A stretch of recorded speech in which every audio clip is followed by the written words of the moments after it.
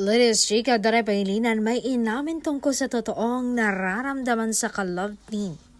Ito na ang magpapatahimik sa lahat. Una pa lang daw ay totoo na ang nararamdaman niya para kay Belinda. Saad niya, hindi ako lalapit kay Belle para lang mapansin ng publiko.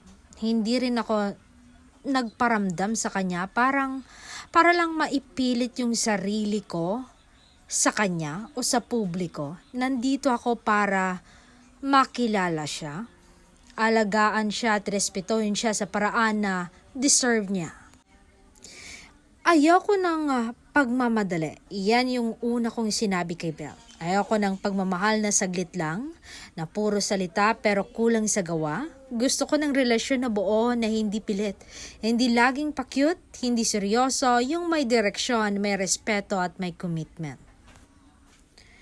Kasi kung papapiliin ako, mas gugustuhin kong dahan-dahan pero sigurado.